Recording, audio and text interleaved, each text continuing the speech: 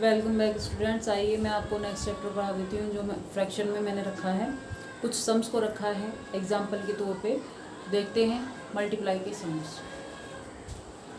जैसे क्वेश्चन अगर हो जाए आपका फाइंड या फिर आ जाए फाइंड द प्रोडक्ट, तो हम क्या करेंगे, इसकी हमें मल्टीप्लाई करनी होती है। लेकिन कहीं कहीं क्या होता है बच्चों कि डायरेक्ट डिजिट ना दे करके उसमें ऑफ लगा देते हैं। जैसे मैंने नोट डाउन करके रखा हुआ है, ए में सवाल दिया है आपको 1/4 ऑफ 1/4, यानी 1/4 ऑफ 1/4 जो दिया है।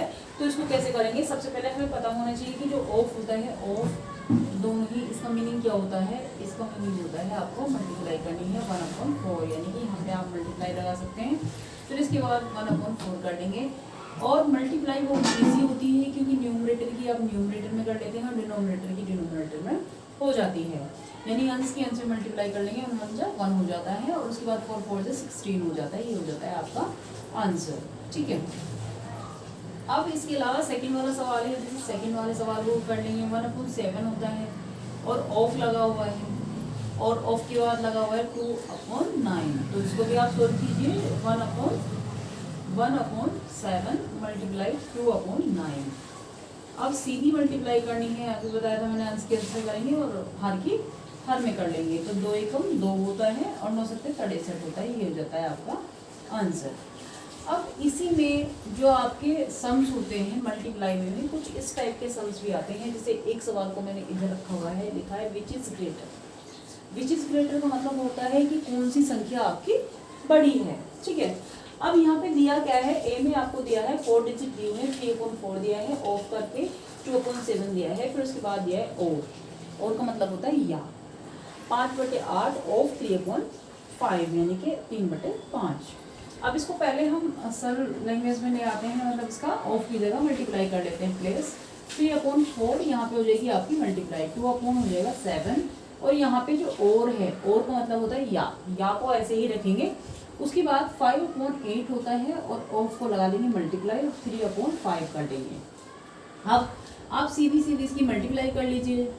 2 3 जो होती है 6 और 4 7 जो होता है 28।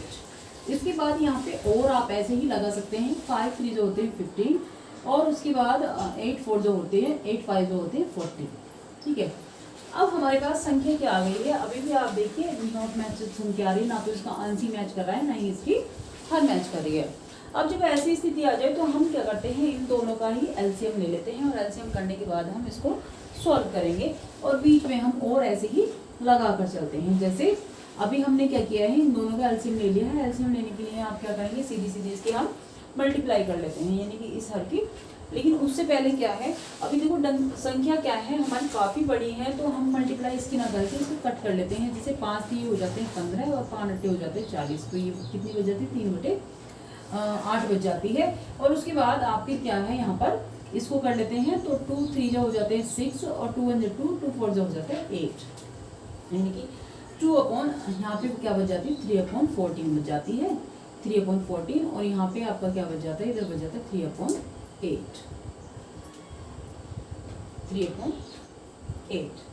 अब देखो, अब जब हमने इसको सरलतम रूप में लिख लिया है तो हमारा जो अंश है वो बिल्कुल इक्वल है। और जब अंश इक्वल होता है तो क्या होता है, जो संख्या जो हर बड़ा होता है वो छोटा होता है और जो छोटा हर होता है वो बड़ा होता है। इसको आप ऐसे लिख सकते हो कि यदि किसी संख्या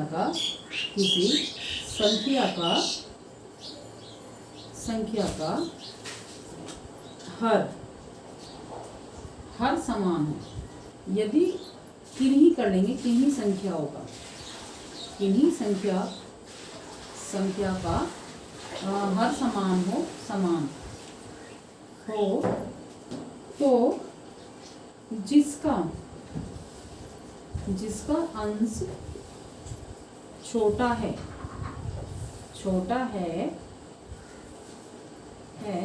वह संख्या बड़ी होती है।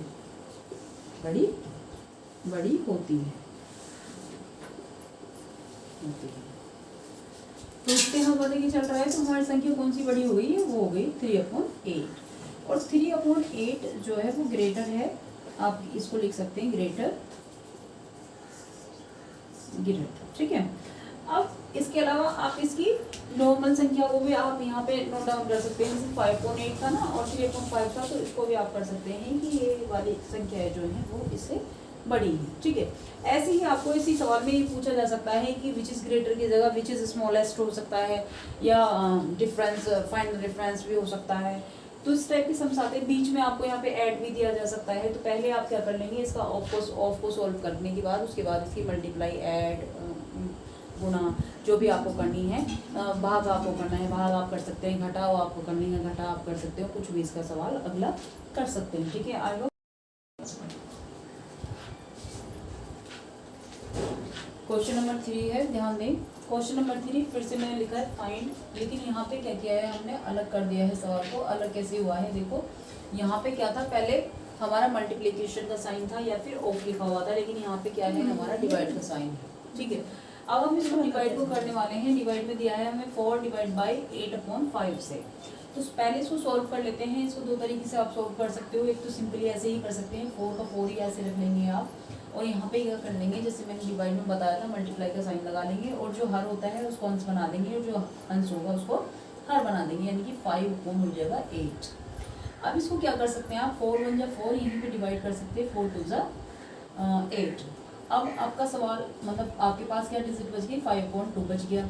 अब 2 हमें पता है, मैंने कई बार बताया है आपको कि अगर हर जो है वो बड़ा हो, सॉरी छोटा हो, अंश बड़ा हो और हर छोटा हो, तो क्या कर लेते हैं, हर से अंश को डिवाइड कर देते हैं। तो डिवाइड कर लेंगे, 2 2 जा होता है, 2 2 जा होता है हमारा कितना, 4, और बच जाता है हमारा 1 शेष को ऊपर ले जाएंगे, और नीचे आ जाता है हमारा 5, ये जाता है आपका आंसर। नेक्स्ट करेंगे इसी का, नेक्स्ट भी बिल्कुल इसी प्रकार से दिया है आपको, 3 डिवाइड बाई दिया है 2 सही 1/3 के। तो पहले इसको सोल्व कर लेते हैं, 3 दूनी 6 और 7 बटे हो गया है ये 3। ठीक है, अब क्या करेंगे आप, 3 मल्टीप्लाई कर लेंगे और 3 बटे कर देंगे 7। अब देखो, अब क्या है, अभी कट नहीं सकता है किसी से, तो हम क्या कर लेंगे, 3 3 हो जाएगा, सीधे सीधे मल्टीप्लाई हो जाएगी। क्योंकि देखो ये जो है ना, इसको हम अंश लेते हैं। अगर आपको कंफ्यूजन हो तो आप इसके बटे 1 भी कर सकते हैं। तो बटे 1 करने के बाद आप डायरेक्ट इसकी मल्टीप्लाई कर सकते हैं। 3 3 जा 9 होता है, और 7 1 जा होता है 7।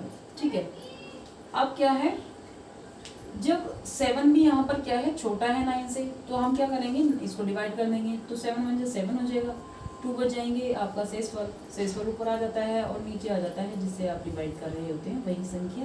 तो ये आपका आंसर आ जाता है।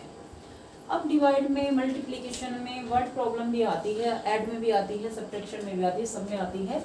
ऐड में, सब्ट्रैक्शन में मैंने आपको वर्ड प्रॉब्लम कराई थी, अभी मैं एक डिवाइड में आपको वर्ड प्रॉब्लम करा रही हूँ। ध्यान दीजिए, जैसे दिया है क्वेश्चन कि हाउ मैनी, एक सही 1/4 मीटर, या फिर इसको बोल सकते हो आप डिवाइड करके 4 1 4 और 5/4 metre long piece can be cut from a wire 15 metres long. यानी कहने का मतलब ये है कि अगर आपको एक सही 1/4 मीटर के कुछ पीसेस काटने हो, और वायर दी हुई है आपको कितनी, 15 मीटर की वायर दी हुई है, इसमें से काटने हैं, तो आपसे पूछा गया है कि कितने टुकड़े उसमें से काटे जा सकते हैं।